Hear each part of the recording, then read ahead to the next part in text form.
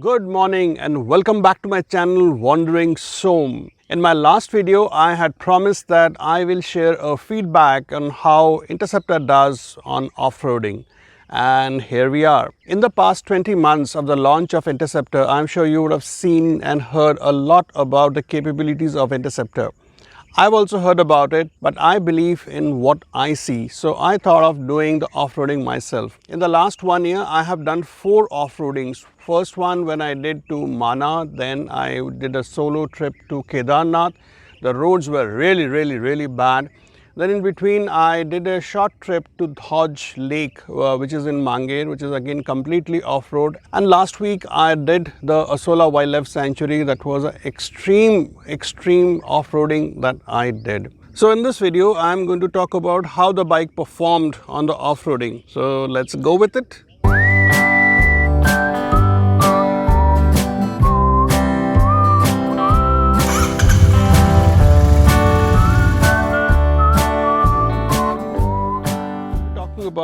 In this video, I will be talking about the tires, the engine, the ground clearance, the suspensions, the foot pegs, and the overall weight of the bike. The Pirelli Phantom tire, they are really amazing tires. They are soft rubber and gives you a fantastic grip when you're on a proper road or tarmac. When you're doing sharp cornerings, you can just do it so comfortably. But the moment you get onto off-road trails, it just might be a nightmare. Every time I have done the off-roading, tires have been the area that I've been really worried about. You're likely to get sharp stones, thorns, and a lot of other things, and they just might cut into the tire. And if they do, then you had it.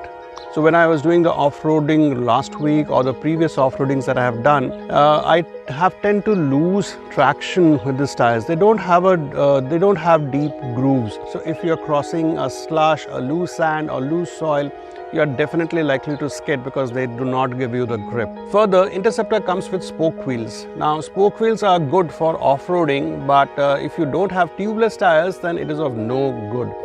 And in case of a flat out, the entire wheel has to be taken out, which is a big challenge in itself.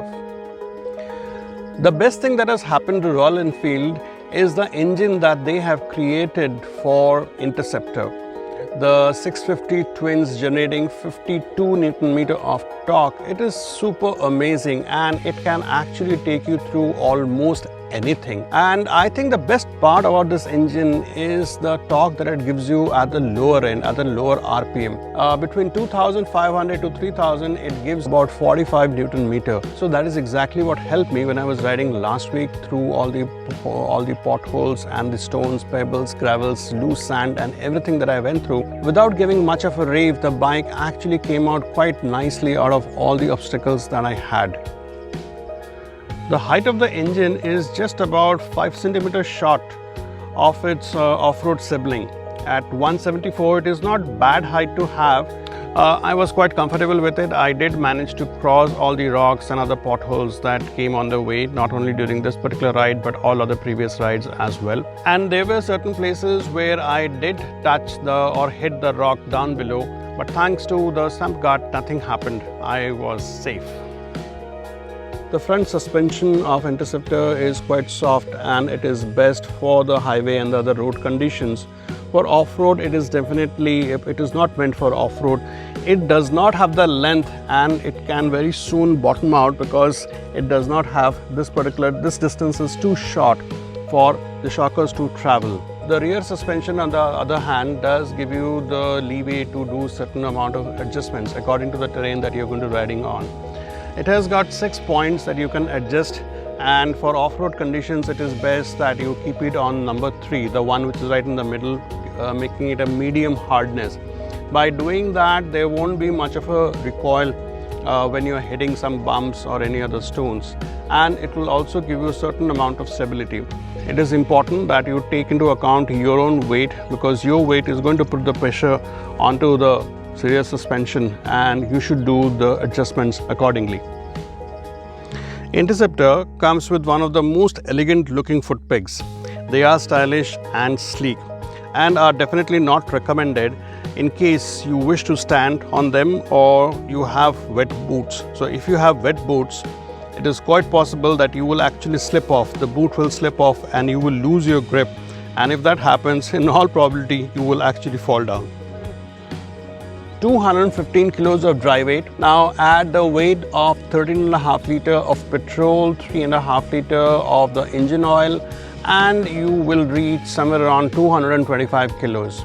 Now that's quite a weight to deal with. This weight is very good when you're on the highway. It gives you the stability, it gives you the confidence, and you move really nice. But on an off-road condition, it is really difficult to manage. During the off-roading at Asola, there were a few places that I did get stuck in the sand and areas there were a lot of stones and pebbles. Moving back and forth in those kind of scenarios is something really difficult. At one particular stretch while I was doing the Asola, there was a place where I kind of lost the balance and the bike had tilted a bit too much on the right side, and it was getting beyond my control to hold it, because 225 kilos is quite a weight to hold.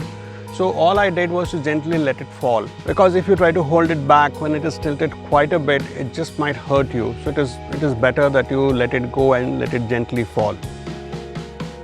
Now it's time for the final verdict. Should you or should you not take this bike for off-roading? Let me put it this way, that it is all about the rider's skill and the confidence, how well you are able to manage the machine and the terrain that you are riding on. If you are planning to go towards Ladakh or Spiti, where you're likely to get all sorts of terrains, trust you me, this bike, Interceptor, will not let you down. It will pull you through almost anything and everything that you will find on your way. However, if you fancy only off-roading, then I think you should consider the bikes which are more specifically designed for those kind of ridings. This may not be the best suited one for you. So that's all I have for this week, and I'm sure you would have loved the video, and do share your feedback in the comment section down below. I would love to hear it from you. So long for now. Take care, ride safe, bye.